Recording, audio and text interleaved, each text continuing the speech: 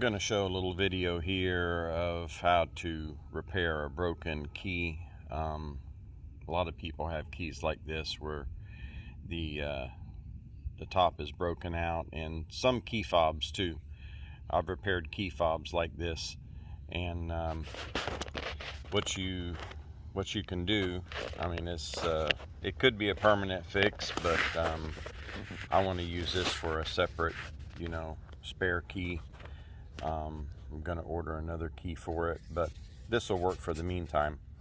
You get you some shrink tube, and you can put the shrink tube right over top of the end of this. I'll have to put it on there. It takes two hands, but you can force that shrink tube over top of it, and you can go down about halfway. It'll get a good bite on it, and then cut it off at a appropriate length. I cut it off a little bit long, and then you can heat it up and shrink it down. It'll all mash together, and you can make your hole in there for your key ring, and your key will be usable again. Right now I can't use this key with my key fob, and I'm afraid I'm going to lose it, and it's the only key I have. So I need to do something right now while my other keys come in from eBay.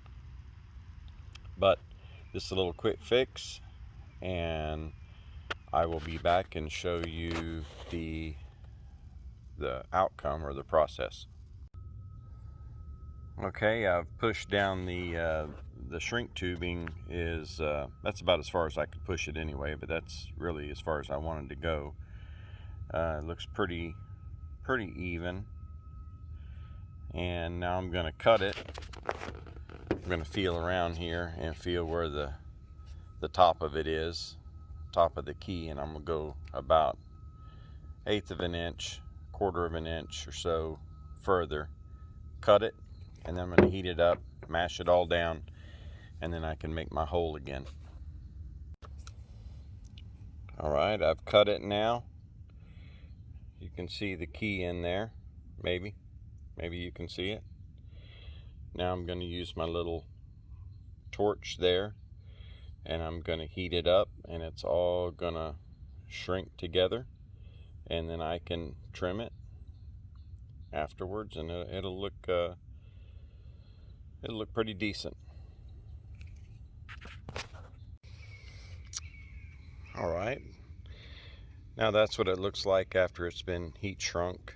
What I did was I heated it up, and then there was a little bit of a gap in there.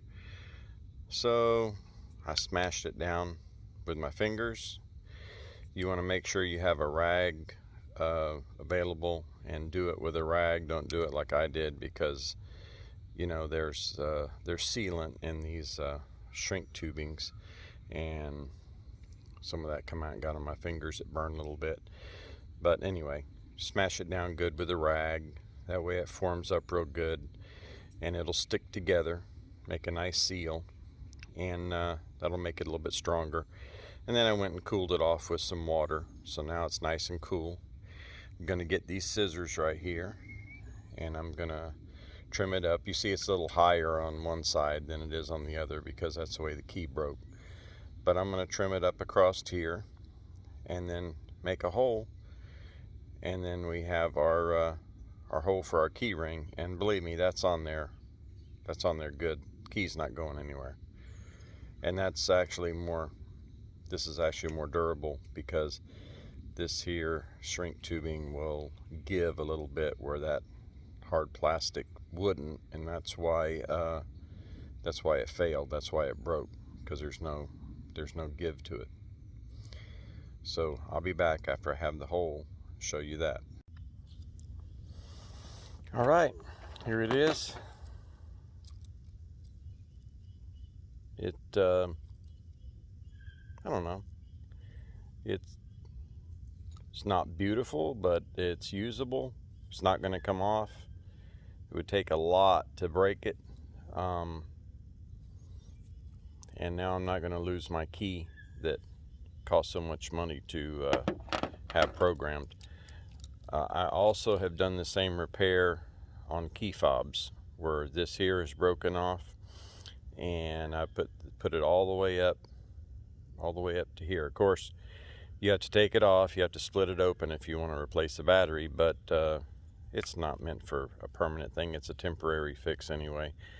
But you can actually trim these down nicer and make it look more ergonomic or more factory, and they last a long time. Done it before, done it a few times before for these key fobs, and it's a little hack, but it works. And now I can use this and won't lose my key, and it's connected to my key fob. That's the main thing. So I hope it helps somebody out. Thank you for watching.